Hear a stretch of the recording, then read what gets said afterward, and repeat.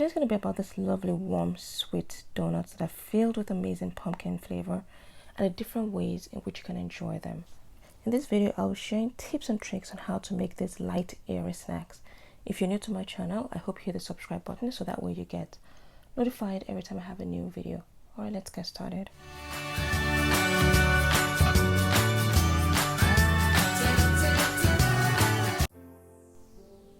Alright, let's get started. Remember that all ingredients and tools are listed in the description box below. So add your unsalted butter to your buttermilk. Next you want to add your pumpkin puree and then add your sugar. So mix that all together and then you're going to place this on low heat until it's just warm. So about 100 to 110 degrees Fahrenheit. Next, beat the egg and set it aside until we're ready to use it. Remember, it should be at room temperature. Now it's time to combine your dry ingredients. So pour in your pumpkin spice into the flour and add your salt. Then whisk together thoroughly until all the dry ingredients are very well incorporated.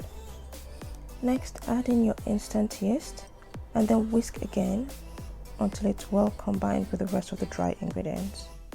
Set your dry ingredients aside briefly and then we'll start working on the wet ingredients. So add your beaten egg to the buttermilk and pumpkin mixture and stir thoroughly. Now it's time to combine the wet and dry ingredients. So pour in your dry ingredients into your mixer and then using your dough hook, stir it for a few seconds and then pour in your wet ingredients. So mix on low speed for about 8 to 10 minutes until your dough is nice, smooth and elastic. And then you'll see it also starts to pull away from the sides of your bowl. This shows that your dough is ready. Next, cover your dough with a plastic wrap and let it rest for about an hour to an hour and a half. During this time, your dough will rise and almost double in size. So make sure not to overproof your dough, else the dough will collapse and will not be able to hold the structure of your donuts. So now I'm going to turn out the dough onto a lightly flat surface and then gently press and deflate the dough into a ball. Now divide the dough into two. Wrap the one half in plastic wrap so it doesn't form a dry skin, and then we'll start to roll out the second half of the dough.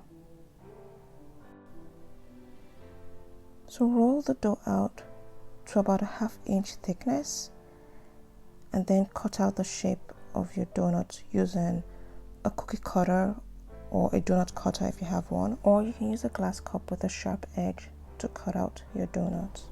So place your cutter in some flour and cut out as many donut shapes as you can. You can also use the end of a piping tip to cut out some donut holes. So once you're done, pull away the excess dough and set it aside to be used later.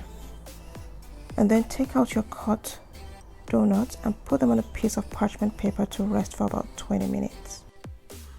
To cut out the shape of a classic donut, use your piping tip to make holes in the center of your donut circles and then set it aside and let them also rest. So making donuts is fun and can be done with the kids as well. So here my little helper is helping me make donut twists with some of the leftover dough. So here's a quick tip. When you're resting your dough, you can put it in the oven with a bowl of warm water, so that way the warm water keeps the tops of your donuts from getting dry. So here are my donuts after they've been resting for about 20 minutes. Now it's time to fry. So heat your oil to about 350 degrees Fahrenheit. Make sure it's not too hot or too cold. And then drop in your donuts gently. So fry each side for about a minute or two until it's golden brown. And then drain your donuts on a piece of paper towel. So it's important that you get the temperature of your oil right. If it's too hot, then the outside of your donut will cook too quickly and the inside will still be raw. If the oil is too cold, your donuts will suck up a lot of oil and will end up becoming very greasy. So once you're done frying all your donuts, it's time to start working on the filling and the topping. So the first topping we're going to make is a pumpkin spice topping. So add your salt to the sugar and then add your pumpkin spice. Mix thoroughly and then your pumpkin spice sugar is ready. Next we're going to work on the chocolate glaze.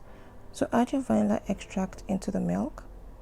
Next you want to add your powdered sugar, then add your cocoa powder and then add some salt and then mix thoroughly until everything is very well combined. So now it's time to decorate the donuts. So place your donuts in some melted butter and then put it in your pumpkin spice sugar. So the butter will help the sugar adhere very well to your donuts. So these are really delicious. It gives it an additional hit of pumpkin spice and it's really delicious. So next we want to dip the donuts in some chocolate glaze and shake any excess chocolate glaze off. And then you want to sprinkle some chopped pistachios on the glazed donuts. So it just adds a little saltiness to the donuts from the pistachios, and the dark chocolate glaze, you know, it's just not too sweet. It just adds a perfect blend of sweetness and saltiness to your donuts. So the next donut we're going to decorate now is the apricot jam filled donuts. This is one of my favorites. So just make a hole in your donut with a skewer and then pipe in some apricot jam into the middle of the donut until it's full and it starts to ooze out of the donut. So do that for all of your donuts. It looks so delicious. And then dust it off with some powdered sugar just to finish off the decoration on your donut.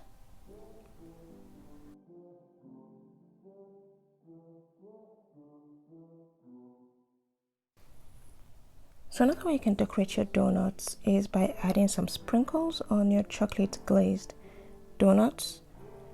So again, put on the glaze, shake off any excess glaze, and then put on your sprinkles. So these are just beautiful. My kids loved this.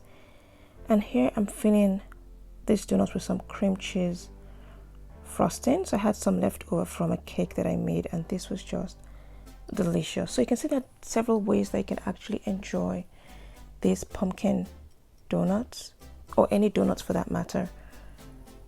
So your imagination is the limit. So well, I hope you enjoyed this tutorial. If you did, again, I encourage you to like, to share, and to subscribe, so that way you know anytime I have any new videos up.